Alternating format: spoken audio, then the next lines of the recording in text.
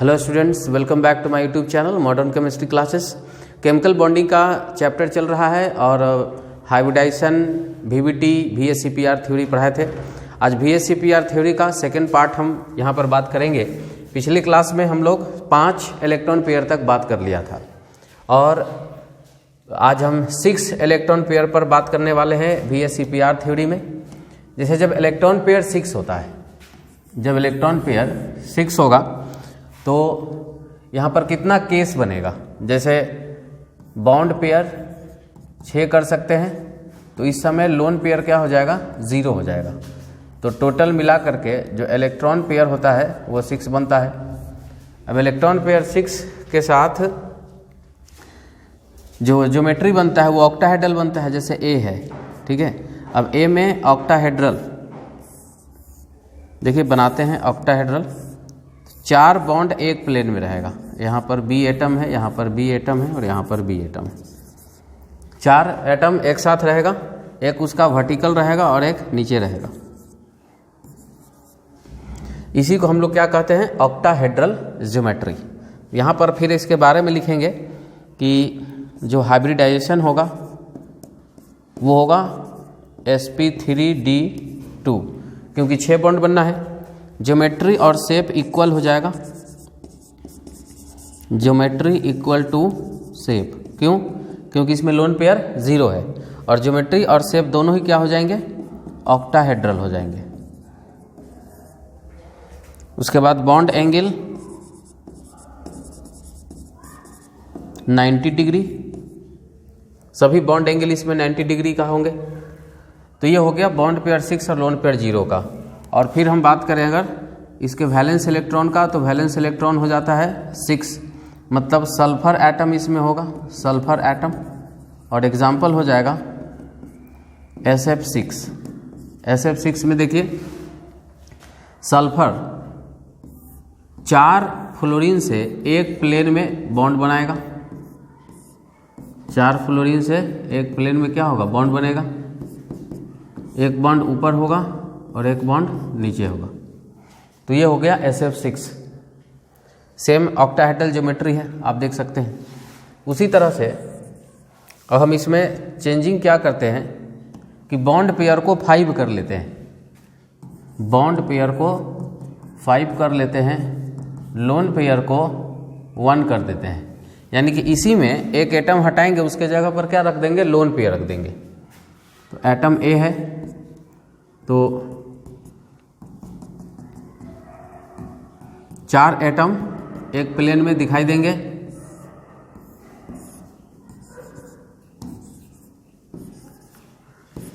तो ए के साथ 4 एटम एक प्लेन में है, एक नीचे की तरफ होगा और ऊपर जो होगा ये क्या होगा, लोन पेयर होगा।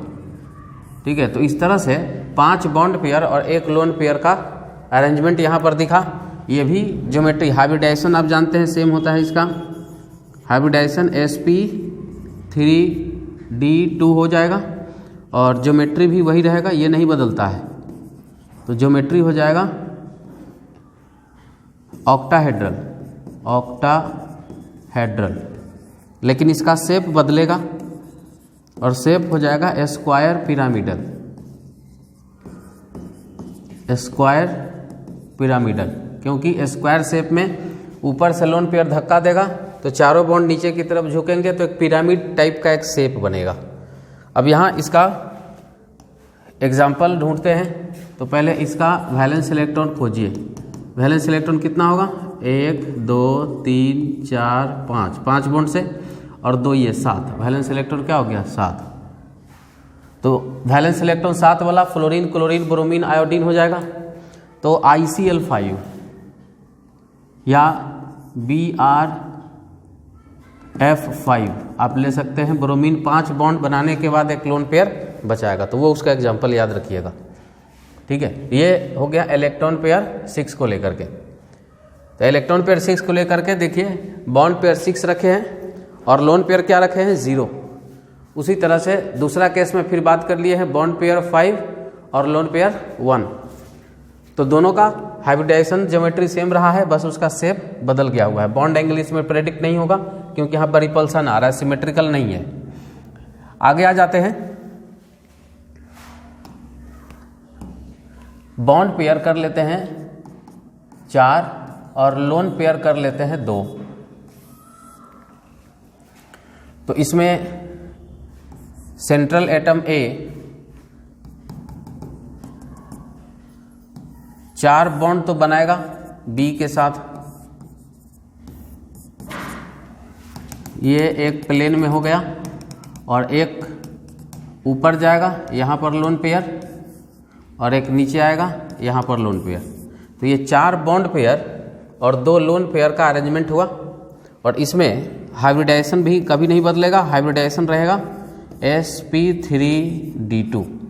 ज्योमेट्री भी नहीं बदलता है, ज्योमेट्री हो जाएगा ऑक्टाहेड्रल, ऑक्टाहेड्रल ज्योमेट्री रहेगा। और शेप इसका चेंज हो जाएगा, शेप हो जाएगा स्क्वायर प्लेनर, क्योंकि चारों एटम एक ही प्लेन में है तो स्क्वायर प्लेनर अरेंजमेंट आएगा। और बॉन्ड एंगल यहाँ पर फिक्स रहेगा, बॉन्ड एंगल रहेगा 90 डिग्री। ठीक है, तो बॉन्ड एंगल 90 डिग्री है। अब इसका एग्जाम्पल ढूंढते हैं। एग्जाम्पल के लिए एक जो सेंट्रल एटम है इसका वैलेंस इलेक्ट्रॉन कितना होगा? वैलेंस इलेक्ट्रॉन हो जाएगा 1 2 3 4, 4 बॉन्ड से 4 इलेक्ट्रॉन, 2 यहाँ 6 और 2 यहाँ 8, वैलेंस इलेक्ट्रॉन 8 के लिए एक ही एलिमेंट है जो अरेंजमेंट दिखाता है और वो है क्या? जेनॉन। तो जेनॉन टेट्राफ्लोराइड XeF4, XeF4 का स्क्वायर प्लेनर अरेंजमेंट दिखाई देगा।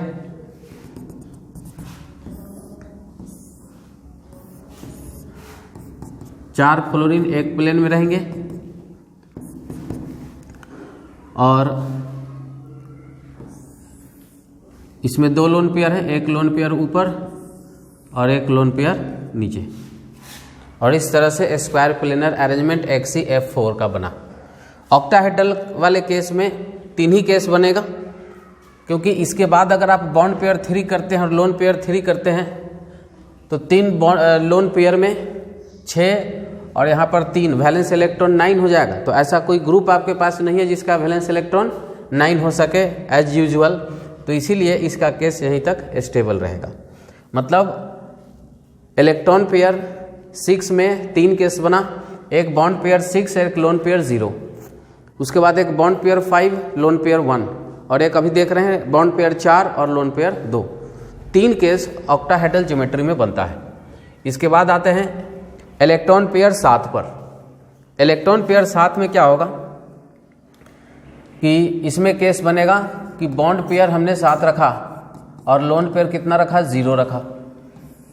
तो ओवरऑल मिलाकर के जो इलेक्ट्रॉन पेयर बनते हैं वो 7 बनते हैं। तो यहाँ पर एक सेंट्रल एटम ए लेते हैं और इसका जो अरेंजमेंट होता है हम लोग जानते हैं, पेंटागन टाइप का स्ट्रक्चर बनता है, पेंटागोनल बाई पिरामिडल। अब पेंटागन कैसे बनेगा? पेंटागन तो 5 इस तरह से बन गया, एक ऊपर और एक नीचे, तो ये हो गया 7 बॉन्ड टोटल। ये हो गया 7। तो ए 7 बी के साथ 7 बॉन्ड बनाया और इसी का अरेंजमेंट को हम लोग पहले तो इसका हाइब्रिडाइजेशन देख लीजिए। हाइब्रिडाइजेशन क्या होगा? sp3d3। फिर इसका ज्योमेट्री क्या होगा? ज्योमेट्री हो जाएगा पेंटागोनल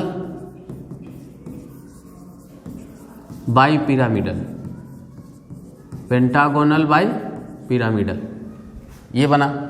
और शेप भी यही रहेगा, क्योंकि लोन पेयर 0 है तो जो ज्योमेट्री होगा वही क्या हो जाएगा? शेप हो जाएगा। अगर बॉन्ड एंगल की बात करें 360 को 5 भाग में बांटेंगे तो बॉन्ड एंगल 72 डिग्री और एक आएगा 90 डिग्री। ठीक है, एक इनिशियल बेंड्स रूल आपको बताया गया था कि लोन पेयर कहाँ ऑक्यूपाई करता है? इक्वेटोरियल पोजीशन पर। अब हम इसका दूसरा केस ले लेते हैं। दूसरा केस में लेते हैं कि बॉन्ड पेयर को 6 कर लेते हैं। केस 2 में बॉन्ड पेयर को 6 कर लेते हैं और लोन पेयर को 1 कर लेते हैं। अब इसमें एक एटम ए होगा, लोन पेयर को कहाँ रखा जाए? तो लोन पेयर को यहाँ पर 90 डिग्री पर रखना ज़्यादा बेहतर होगा। बेंड रूल कहता है कि इक्वेटोरियल पर है, यहाँ पर ये सब इक्वेटोरियल है प्लेन में, और एक्सियल 90 डिग्री पर है। इस बार एक्सियल का स्पेस ज़्यादा है। जो टीवीपी अरेंजमेंट था उसमें एक्सियल पर 120 डिग्री का एंगल था, यहाँ पर एक्सियल पर ये जो आप देख रहे हैं ये कितना है, ये 72 डिग्री का एंगल है। तो इस बार ज़्यादा स्पेस कहाँ मिलेगा? लोन पेयर को एक्सियल पर मिलेगा। उस टीवीपी वाले में जो मैक्सिमम स्पेस मिलता था वो इक्वेटोरियल पर मिलता था। तो इसके हिसाब से यहाँ पर लोन पेयर को कहाँ ऑक्युपाई करना चाहिए? एक्सियल पोजीशन पर। तो देखिए पेंटागोनल बाई पिरामिडल ज्योमेट्री रहेगा।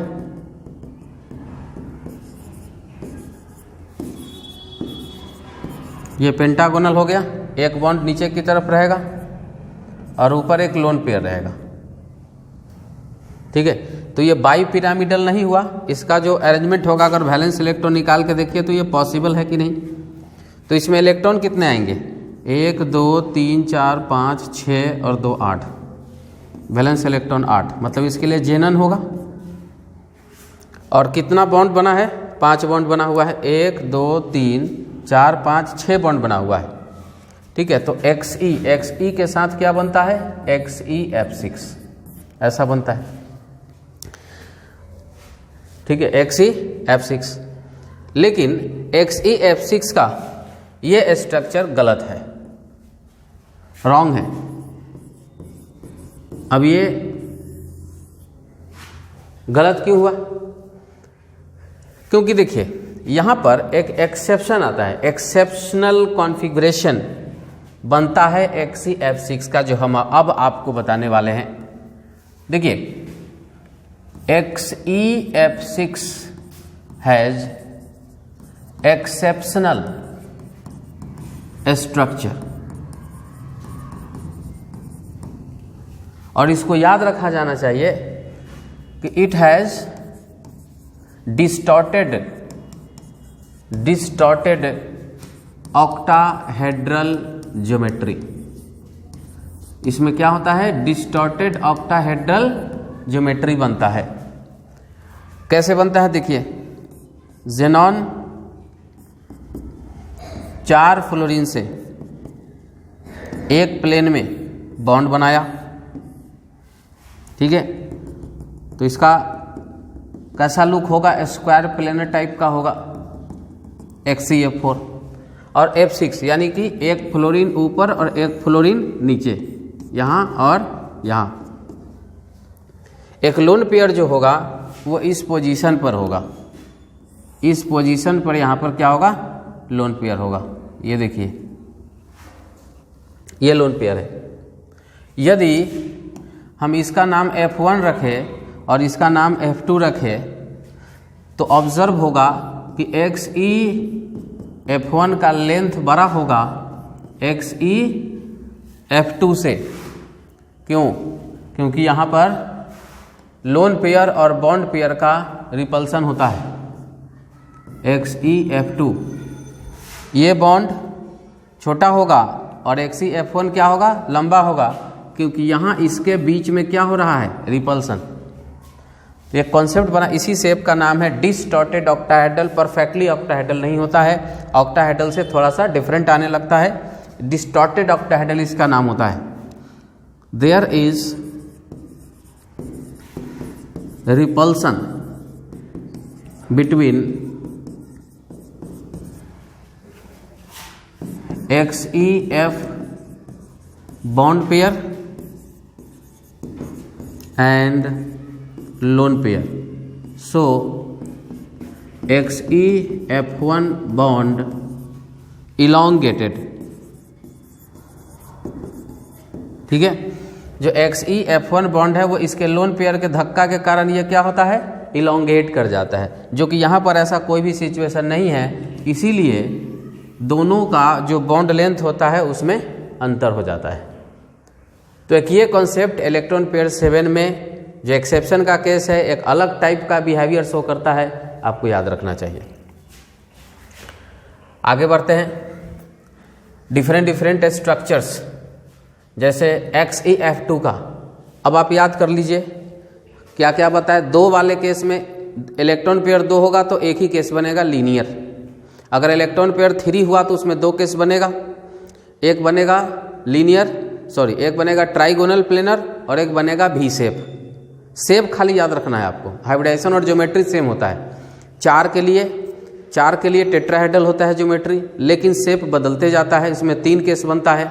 जब बॉन्ड पेयर 4 होगा, लोन पेयर 0 होगा तो टेट्राहेड्रल, बॉन्ड पेयर 3 होगा, लोन पेयर 1 होगा तो पिरामिडल, बॉन्ड पेयर 2 होगा, लोन पेयर 2 होगा तो V शेप होगा, बेंड शेप होगा। उसी तरह से 5 वाले केस में आए थे ट्राइगोनल बाई पिरामिडल में, तो वहाँ पर इक्वेटोरियल और एक्सियल का कॉन्सेप्ट बिल्ड हुआ था, और लोन पेयर बेंट रूल्स के हिसाब के अनुसार कहाँ पर था, इक्वेटोरियल पोजीशन पर था, क्योंकि वहाँ पर स्पेस ज़्यादा था। Lone pair occupy maximum space, lone pair ज़्यादा स्पेस ऑक्युपाई करता है तो मैक्सिमम एंगल पर वो ओरिएंटेड होता है। जबकि अगर हम यही चीज़ को पेंटागोनल पे जाते हैं तो वहाँ पर एक्सियल पर ज़्यादा स्पेस मिलता है। तो ये चीज़ हम लोग देखेंगे उस समय। तो 5 वाले केस में क्या था, जब 5 बॉन्ड पेयर था, लोन पेयर 0 था तो TBP था, ट्राइगोनल बाई पिरामिडल था। जब 4 बॉन्ड पेयर था और 1 लोन पेयर था तो वहाँ पर सीशॉ शेप बना था, झूला शेप। और जब 3 बॉन्ड पेयर और 2 लोन पेयर था तो वहाँ एक T शेप बना था। और जब 3 लोन पेयर और 2 बॉन्ड पेयर था तो लीनियर शेप बना था, मतलब एक रेखीय, ठीक है, स्ट्रेट। एग्जाम्पल उसके साथ एसोसिएटेड था। तो यहाँ पर अब जैसे इस मॉलिक्यूल्स का आपको बोला गया है कि स्ट्रक्चर्स ड्रॉ कीजिए, तो क्या करेंगे, पहले हम ये पता लगाएंगे ये सब खेला किसका है, बॉन्ड पेयर और लोन पेयर का है। अगर आप बॉन्ड पेयर और लोन पेयर प्रेडिक्ट कर लेते हैं, अगर आप लोन पेयर और बॉन्ड पेयर प्रेडिक्ट कर लेते हैं तो बड़े आसानी से आप उसके VSEPR थ्योरी की मदद से उसका स्ट्रक्चर और शेप पता लगा पाएंगे। और लास्ट में हम एक समरी भी बता देंगे इसका कि किसका क्या रहा है। अभी फिलहाल क्वेश्चन देखते हैं। अब यहाँ पर है, इसका हम टोटल वैलेंस इलेक्ट्रॉन कैलकुलेट करते हैं। देखिए टोटल वैलेंस इलेक्ट्रॉन जेनन का 8 है और फ्लोरीन का 7 होता है, तो 2 फ्लोरीन है तो कितना हो जाएगा, 14। ये लेक्चर पढ़ाया हुआ है हाइब्रिडाइजेशन वाले में, जाके आप देख सकते हैं। तो 22 और जो भी आता है उसको हम अगर 2 से 8 के बीच में है तो 2 से डिवाइड करते हैं, और अगर 9 से 56 में है तो 8 से डिवाइड करते हैं। तो यहाँ 8 से डिवाइड करेंगे, यहाँ 6 बचेगा, जो बचता है रिमाइंडर उसको हम 2 से डिवाइड करते हैं। अब यहाँ पता चला कि 2 क्या है, बॉन्ड पेयर है, और 3 क्या है, लोन पेयर है। तो ओवरऑल टोटल मिला करके कितना रहा है, 5। इसका हाइब्रिडाइजेशन क्या हो जाएगा, sp3d, और इसका अरेंजमेंट क्या होगा, TBP। तो हमें इसका अरेंजमेंट पता चल गया। अरेंजमेंट क्या पता चला कि TBP अरेंजमेंट होगा, यानी कि 3 इक्वेटोरियल और 2 एक्सियल पोजीशन जैसा होगा। लोन पेयर 3 है, तीनों लोन पेयर को कहाँ रख देंगे, इक्वेटोरियल पोजीशन पर।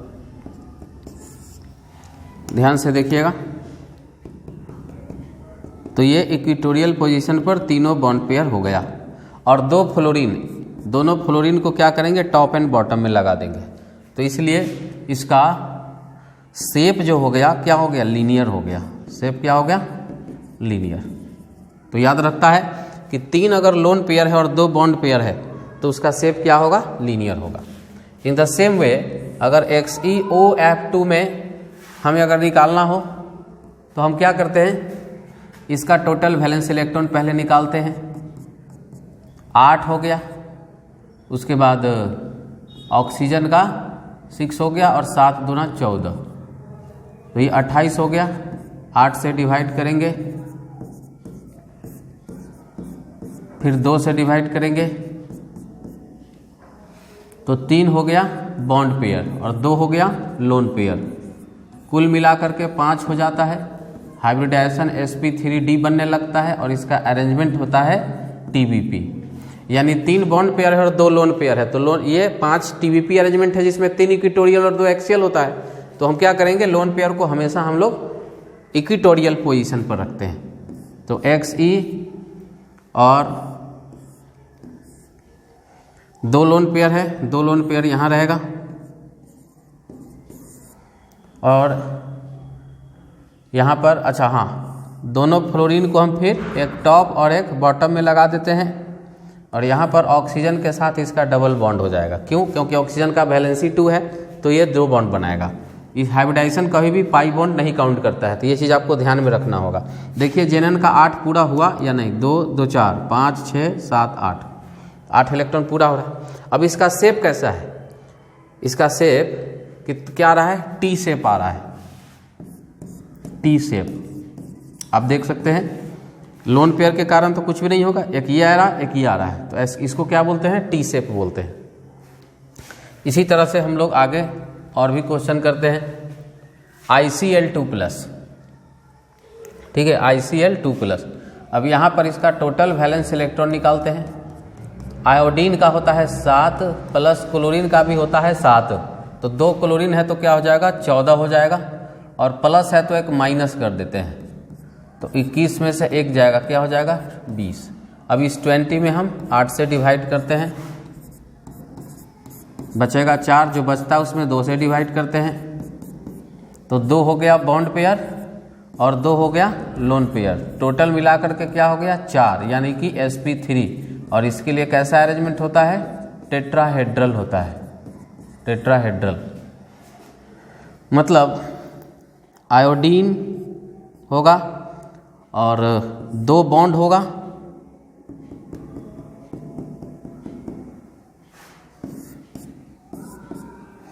और 2 यहाँ पर लोन पेयर होगा, 2 यहाँ पर इस तरह से लोन पेयर होगा।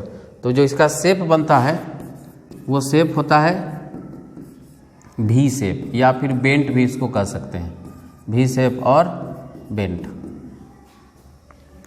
नेक्स्ट आते हैं SF4 में। SF4 में टोटल वैलेंस इलेक्ट्रॉन निकालते हैं। टोटल वैलेंस इलेक्ट्रॉन कितना होगा? 6 और 28, 34।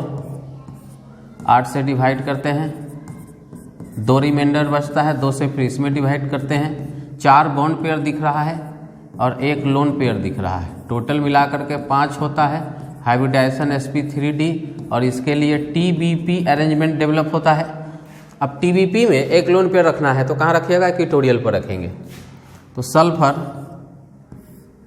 2 फ्लोरीन इक्विटोरियल पर, और 1 पर क्या रहेगा? लोन पेयर, और एक्सियल पर बाकी के इलेक्ट्रॉन रहेंगे।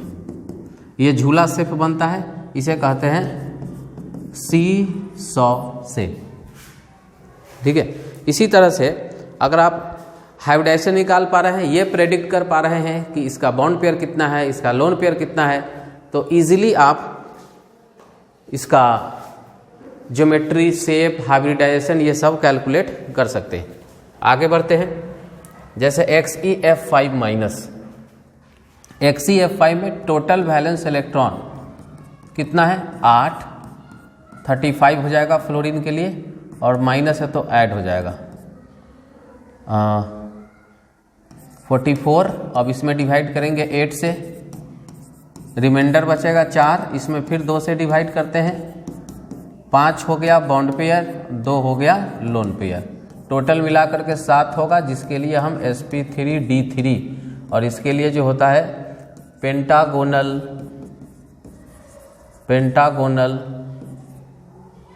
बाई शेप डेवलप होता है। यानी जेनॉन पेंटागन सिचुएशन में रहेगा 5 फ्लोरीन के साथ, है ना।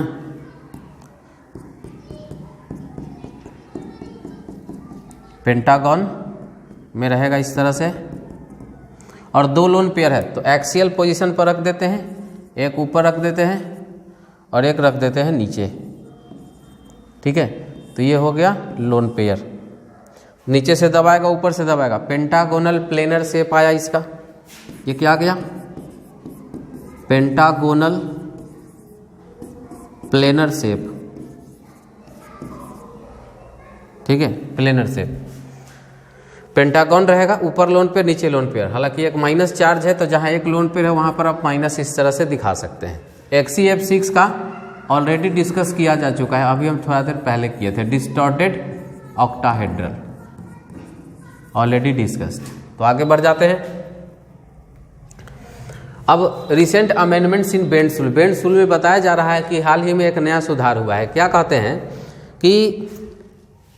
कि the most electronegative element not only prefer to stay in the orbital having more P character. मतलब पहले से एक चीज़ तय है, पहले से एक चीज़ हम लोग को ज्ञात है कि जो TBP अरेंजमेंट हुआ करता था उसमें 3 पोजीशन इधर होता था, एक ऊपर होता था। तो यहाँ पर ये sp2 कैटेगरी हो गया, sp2, और यहाँ पर PD कैरेक्टर हो जाएगा। इसमें क्या हो जाएगा? PD। क्योंकि जो sp3d था TBP वो 2 पार्ट में टूट गया, sp2 प्लस PD। ठीक है, ये जो sp2 है ये इक्वेटोरियल पोजीशन के लिए रह गया, इक्वेटोरियल, और ये जो PD है ये किसके लिए रह गया? एक्सियल पोजीशन के लिए रह गया। तो sp2 इक्वेटोरियल पोजीशन के लिए रहा, मतलब इसमें परसेंटेज S कैरेक्टर क्या है? मैक्सिमम है। परसेंटेज S कैरेक्टर क्या है? मैक्सिमम। और PD में क्या हो गया कि इसमें परसेंटेज P कैरेक्टर मैक्सिमम है, परसेंटेज P कैरेक्टर क्या है? मैक्सिमम है। माने P वाले में लॉन्गेटिविटी है, ठीक है, और S वाले में बल्कीनेस है। तो जो इक्वेटोरियल है उसमें बल्कीनेस होता है, छोटा बॉन्ड होता है, और जो एक्सियल जो बॉन्ड होता है वो उसमें थिननेस होता है, P कैरेक्टर होता है, वो लंबा बॉन्ड होता है, इसीलिए तो वो टूट जाता है जल्दी। तो जो हमारा sp3d TBP अरेंजमेंट था वो 2 पार्ट में डिवाइड हो गया। तो बेंड्स रूल के हिसाब से कहा जाता है कि जो मोस्ट इलेक्ट्रोनेगेटिव एटम होगा वो P कैरेक्टर वाले में रहता है। मोस्ट इलेक्ट्रोनेगेटिव कहाँ रहेगा? P कैरेक्टर में रहेगा। और जो लिस्ट इलेक्ट्रोनेगेटिव या लोन पेयर रहेगा वो कहाँ का रहेगा? S कैरेक्टर, बल्कीनेस जहाँ पर होगा और वाइटल उसके अंदर रहेगा। ये एक नया अमेंडमेंट्स रूल बॉन्डिंग के लिए है।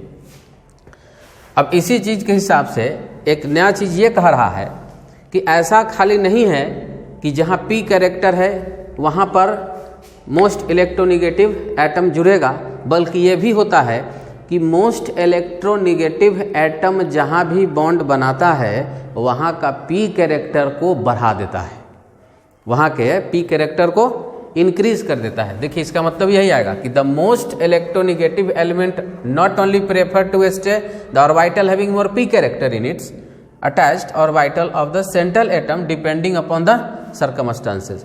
माने P कैरेक्टर को भी ये जहाँ भी जाता है वो क्या करता है? उसको बढ़ा देता है। देखिए इसको एक एग्जाम्पल से हम लोग क्लियर करते हैं।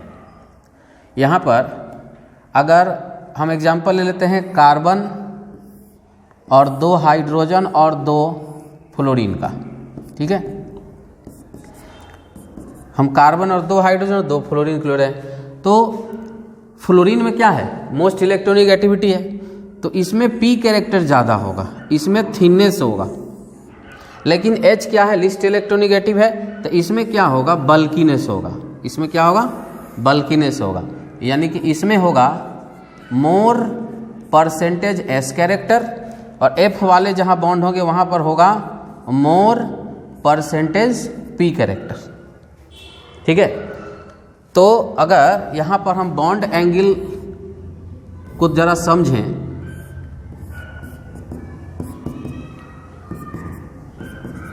ध्यान दीजिएगा, जहाँ लिस्ट इलेक्ट्रोनेगेटिव उसमें S कैरेक्टर ज़्यादा होगा, जहाँ मोस्ट इलेक्ट्रोनिक वहाँ P कैरेक्टर ज़्यादा होगा। तो जहाँ S कैरेक्टर होगा वो बल्कि होगा, और जहाँ P कैरेक्टर होगा वो उसमें थिननेस होगा, वो बल्कि नहीं होगा। इसका मतलब कि यहाँ पर इसको अगर हम अल्फ़ा मानते हैं, इसको अगर हम बीटा मानते हैं, और इसको अगर हम गामा मानते हैं, यानी ये एंगल अगर अल्फ़ा है, ये एंगल अगर बीटा है, और ये एंगल अगर गामा है, तो यहाँ पर सबसे बड़ा एंगल किसका होगा? अल्फ़ा का होगा, क्योंकि 2 बल्कि के बीच में रिपल्सन ज़्यादा होगा तो ज़्यादा दूर पर स्टे करेगा, तो इसीलिए इसका एंगल क्या हो जाएगा? बहुत ज़्यादा। और जो थिननेस जिसके अंदर है, जो दुबला पतला है, वो काफ़ी क्लोज होगा, और उसमें एंगल क्या होगा? सबसे कम होगा।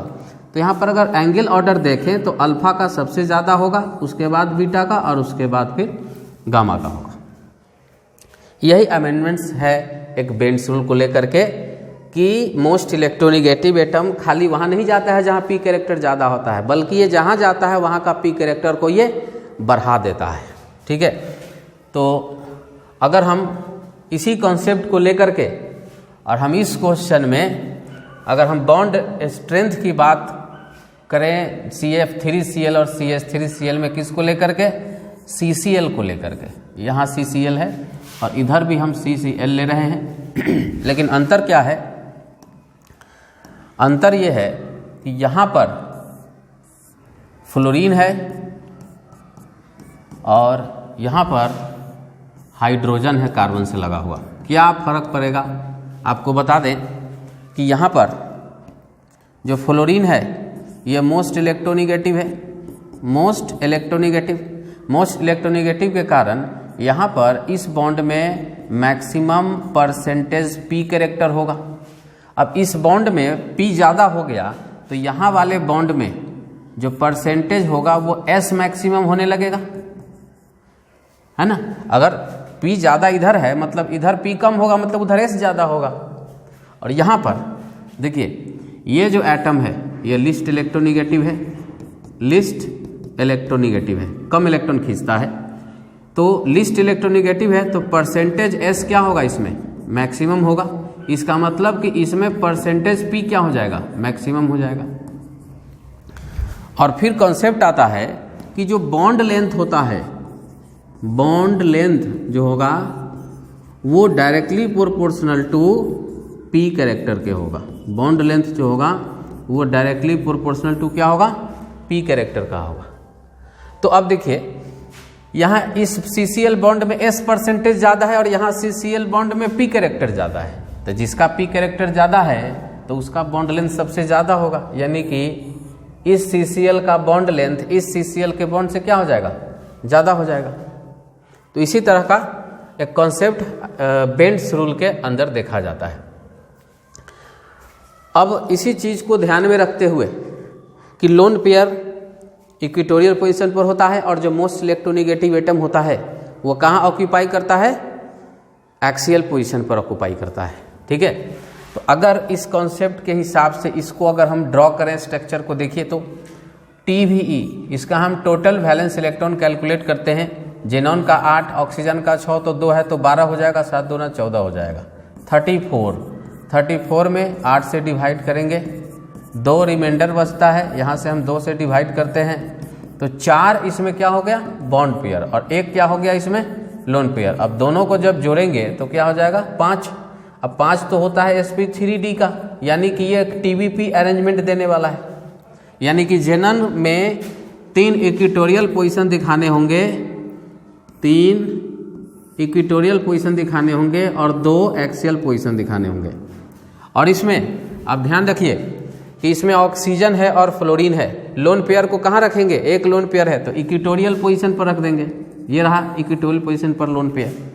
और अब आपके पास 2 एलिमेंट है, एक है फ्लोरीन और एक है ऑक्सीजन, किसको कहाँ रखेंगे। तो हम देखेंगे कि दोनों में अभी अभी पढ़े हैं कि दोनों में जिसका इलेक्ट्रोनिगेटिविटी ज़्यादा होता है वो एक्सियल पोजीशन पर जाता है। तो बताइए फ्लोरीन और ऑक्सीजन में सबसे ज़्यादा इलेक्ट्रोनिगेटिव कौन है, फ्लोरीन है, इसीलिए हम फ्लोरीन को कहाँ रखेंगे, एक्सियल पोजीशन पर रखेंगे। बच गया 2 ऑक्सीजन, उसको कहाँ पर रखेंगे, इक्वेटोरियल पोजीशन पर। बट ऑक्सीजन तो डबल बॉन्ड बनाता है तो यहाँ पर ये क्या हो गया, डबल बॉन्ड बन गया। अब इसमें एक और चीज़ है कि आपसे p पाई d पाई बॉन्डिंग पूछा है। तो देखिए एक पाई बॉन्ड यहाँ है और एक पाई बॉन्ड यहाँ है, ठीक है। तो देखिए ऑक्सीजन का p ऑर्बिटल और जेनन का d ऑर्बिटल ओवरलैप करता है, तो 2 यहाँ पर है p पाई d पाई बॉन्डिंग। तो नंबर ऑफ जो p पाई और d पाई बॉन्डिंग होगा, number of p pi d pi bonding क्या होगा, 2 होगा। अगर आप इसको और ज़्यादा डिटेल में समझना चाहते हैं तो आपको जेनन का इलेक्ट्रॉनिक कॉन्फ़िगरेशन लिखना होगा। जेनन का इलेक्ट्रॉनिक कॉन्फ़िगरेशन होता है helium, neon, argon, krypton, xenon 5s2 and 5p6। इसका वैलेंस शेल कंप्लीट होता है और आगे होता है 5d। तो 5d पूरा का पूरा खाली रहता है, तो इसमें से 2 इलेक्ट्रॉन एक्साइटेशन करता है। क्या करेगा, 2 इलेक्ट्रॉन एक्साइटेशन करेगा, इसमें आएगा। तो यहाँ पर 1 इलेक्ट्रॉन और एक और 2 बार एक्साइटेशन करेगा तो एक इलेक्ट्रॉन यहाँ पर आएगा। तो ये 2 d ऑर्बिटल तैयार रहते हैं ओवरलैप करने के लिए किसके साथ? ऑक्सीजन के p ऑर्बिटल के साथ। तो इसीलिए इसमें दोनों पाई ऑर्बिटल माने बॉन्ड जो होगा वो क्या होगा? तो ऑक्सीजन के p ऑर्बिटल और जेनन के d ऑर्बिटल के साथ क्या होता है? ओवरलैपिंग होता है, और इसीलिए ये बनाता है p पाई d पाई बॉन्डिंग। तो जेनन से जितने भी पाई बॉन्ड बनेंगे आप याद भी रख लें कि सभी के सभी क्या बनेंगे? p पाई d पाई बॉन्डिंग बनेंगे। ठीक है। उसके बाद हम एप्लीकेशन में आ जाते हैं। डबल बॉन्ड ज़्यादा स्पेस कवर करेगा। उसके बाद सिंगल बॉन्ड सबसे कम स्पेस कवर करेगा, और डबल बॉन्ड सिंगल बॉन्ड उसके बीच में रहेगा। जैसे अगर हम C डबल बॉन्ड O और यहाँ पर सिंगल बॉन्ड O माइनस यहाँ लगाते हैं, ये एक रेजोनेंस इसमें होता है, ये एक रेजोनेटिंग स्ट्रक्चर है। O पर माइनस यहाँ हो सकता है, यहाँ भी हो सकता है। तो इस केस में क्या हो जाएगा? अल्फा बराबर बीटा। जब रेजोनेंस होगा, अगर यहाँ पर अल्फा है और ये वाला बीटा है तो अल्फा बीटा बराबर हो जाएगा। क्यों? क्योंकि ये पाई बॉन्ड एक जगह नहीं है, ये घूम रहा होता है। लेकिन वहीं अगर हम बात करें इस एग्जाम्पल में C डबल बॉन्ड O और हम H ले लेते हैं, तो यहाँ पर डबल बॉन्ड और सिंगल बॉन्ड के बीच में अल्फा, सिंगल के बीच में बीटा। तो डबल सिंगल का बॉन्ड एंगल क्या होगा? ज़्यादा। तो यहाँ पर हो जाएगा अल्फा ग्रेटर देन बीटा। ठीक है। तो इसी तरह से हम लोग बॉन्ड एंगल प्रेडिक्ट करते हैं। अगर सेंट्रल एटम में number of electron lone pair same है, सराउंडिंग एटम बदल रहा है, तो होता क्या है? देखिए यहाँ भी नाइट्रोजन के पास लोन पेयर है, बॉन्ड एंगल का एप्लीकेशन चल रहा है। सेंट्रल एटम सेम हो, लोन पेयर भी सेम हो, तो उसका बॉन्ड एंगल घटता है अगर सराउंडिंग का इलेक्ट्रोनेगेटिविटी बढ़ता है तो। ठीक है। यानी अगर यहाँ पर NH3 हम यहाँ इस तरह से बना देते हैं, यहाँ पर एक लोन पेयर है, इसका एंगल अगर हम θ1 कर लें, और NF3 में भी उसी तरह से लोन पेयर यहाँ दिखाते हैं, 3 फ्लोरीन से बॉन्ड बनाते हैं, और यहाँ पर थीटा हम बनाते हैं, θ2 कर लेते हैं इसको। तो यहाँ पर क्या बताया गया कि सराउंडिंग का इलेक्ट्रोनेगेटिविटी अगर बढ़ेगा तो उसका बॉन्ड एंगल घटेगा। यानी कि थीटा फ्लोरीन है और यहाँ हाइड्रोजन है, तो यहाँ पर इलेक्ट्रोनेगेटिविटी बढ़ गया तो इसका बॉन्ड एंगल घट जाएगा। यानी कि यहाँ हो जाएगा θ2 less than θ1। Central atom same है, सराउंडिंग का इलेक्ट्रोनेगेटिविटी बढ़ेगा तो बॉन्ड एंगल घटेगा। ठीक इसका उल्टा फिर अब आएंगे कि अगर सराउंडिंग सेम है और अगर सेंट्रल एटम बदल रहा है तो अगर उसका इलेक्ट्रोनेगेटिविटी बढ़ता है तो बॉन्ड एंगल भी बढ़ता है। तो सराउंडिंग का इलेक्ट्रोनेगेटिविटी से इन्वर्सली प्रोपोर्शनल होता है और सेंट्रल के इलेक्ट्रोनेगेटिविटी से डायरेक्टली प्रोपोर्शनल होता है। यहाँ पर वही केस है, देख लीजिए। H2O ऑक्सीजन में 2 हाइड्रोजन, सल्फर में 2 हाइड्रोजन, सेलेनियम में 2 हाइड्रोजन, टेलुरियम में 2 हाइड्रोजन। यहाँ पर अगर इसको हम θ1, इसको θ2 और इसको θ3 और इसको θ4 कर देते हैं, और सभी पर 2 लोन पेयर है, क्योंकि ऑक्सीजन फैमिली के एलिमेंट्स हैं, ये 2 लोन पेयर है। तो देखिए इस बार सराउंडिंग एटम नहीं बदल रहा है, इस बार क्या बदल रहा है? सेंट्रल एटम बदल रहा है। तो सेंट्रल एटम का इलेक्ट्रोनेगेटिविटी ज़्यादा होगा तो बॉन्ड एंगल भी ज़्यादा होगा। अब इसमें देख लीजिए ऑक्सीजन का इलेक्ट्रोनेगेटिविटी सबसे ज़्यादा है, तो θ1 का एंगल सबसे ज़्यादा होगा, फिर θ2 का, फिर θ3 का और फिर θ4 का। ठीक है। तो कॉन्सेप्ट क्लियर है कि अगर सेंट्रल एटम बदल रहा है, इलेक्ट्रोनेगेटिविटी चेंज करा, तो ज़्यादा जिसका इलेक्ट्रोनेगेटिविटी होगा तो उसका एंगल ज़्यादा होगा, और अगर सराउंडिंग एटम में जिसका एंगल ज़्यादा होगा जिसका इलेक्ट्रोनेगेटिविटी ज़्यादा होगा उसका बॉन्ड एंगल कम हो जाएगा। तो उल्टा रिलेशन आपको याद रखना है। अब जो भी आप थ्योरी पढ़े अभी उस सब का एक समरी यहाँ पर फटाफट हम आपको करवा देते हैं। नंबर ऑफ इलेक्ट्रॉन पेयर अगर 2 है तो इसमें लोन पेयर हमेशा 0 होगा, बॉन्ड पेयर 2 रहेगा, ज्योमेट्री होगा लीनियर और शेप भी क्या रहेगा, लीनियर। बॉन्ड एंगल 180 डिग्री पर लाई करेगा। हाइब्रिडाइजेशन हो जाएगा sp, एग्जाम्पल हो गया BeCl2। एक कैचअप ले लेते हैं। देखिए 3 इलेक्ट्रॉन पेयर अगर है तो इसमें 2 केस बनता है। लोन पेयर 0 रखेंगे तो बॉन्ड पेयर 3 रहेगा, और लोन पेयर अगर 1 रखेंगे तो बॉन्ड पेयर 2 रहेगा। इस केस में जब 0 लोन पेयर है तो ट्राइगोनल प्लेनर होता है, ट्राइगोनल प्लेनर। तो इसमें भी शेप भी क्या रहेगा, trigonal planar. Bond angle 120 degree पर लाई करता है। हाइब्रिडाइजेशन होता है sp2, एग्जाम्पल रहता है BF3।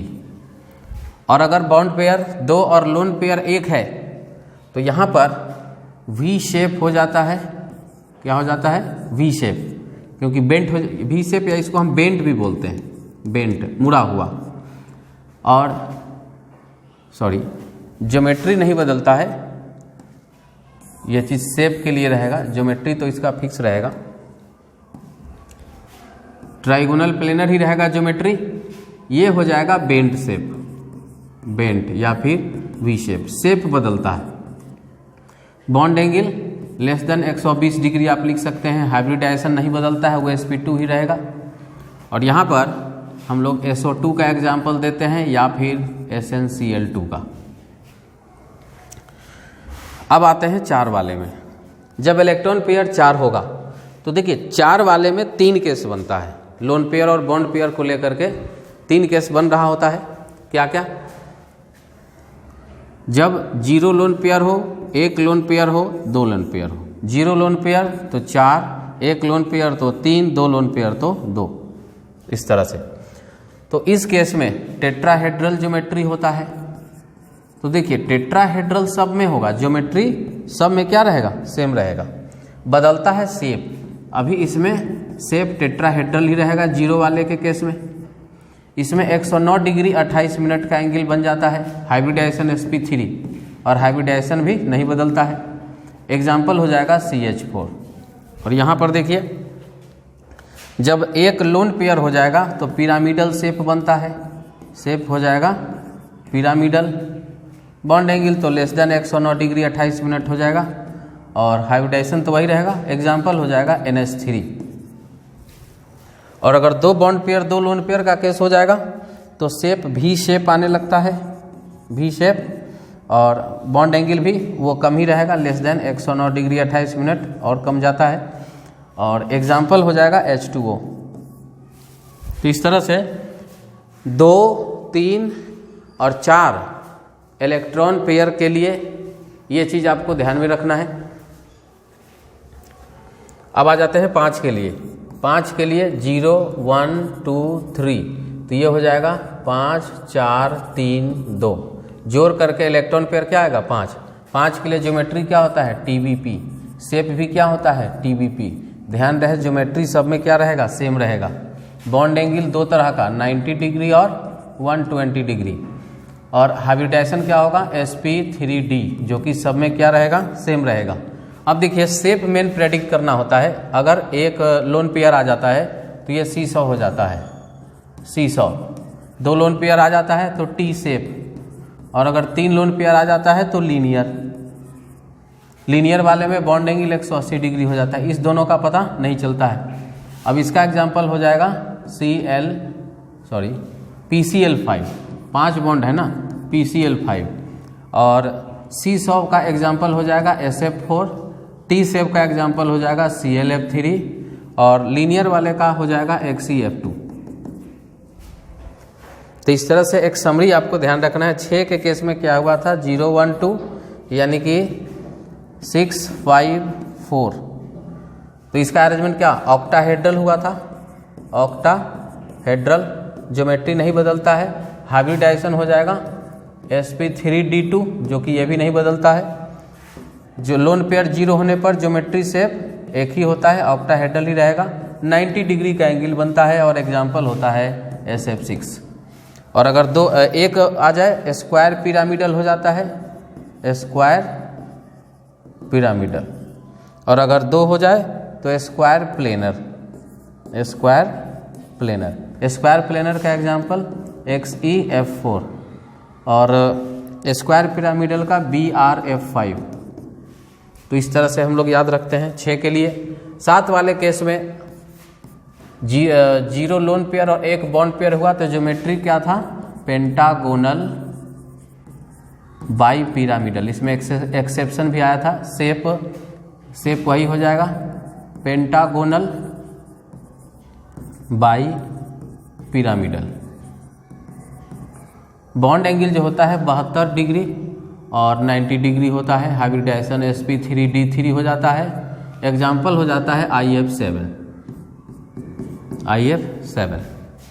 उसके बाद यहाँ से अगर हम एक लोन पेयर और एक बॉन्ड पेयर की बात करते हैं, 6 बॉन्ड पेयर की बात करते हैं, तो यहाँ पर इसका जो है ये चेंज कर जाता है, डिस्टॉर्टेड ऑक्टाहेड्रल बनने लगता है। इसका भी डिस्टॉर्टेड ऑक्टाहेड्रल ही होगा, दोनों का सेम चीज हो जाएगा, डिस्टॉर्टेड ऑक्टाहेड्रल। बॉन्ड एंगल भी चेंज होने लगता है, हाइब्रिडाइजेशन सेम रहता है और एग्जाम्पल हो जाता है XeF6। ठीक है, तो इसमें इतना ही केस है। तो ये रहा आपका एक कंप्लीट VSEPR थ्योरी, जिसमें हम बेंड्स रूल का मतलब डिफरेंट पार्ट्स देखे हैं और इसको ऑब्जर्व किए हैं। आज VSEPR थ्योरी पूरी तरह से कंप्लीट हो गया। आगे हम लोग ड्रैगोज रूल वगैरह हम बात करेंगे अगले क्लास में। Thank you.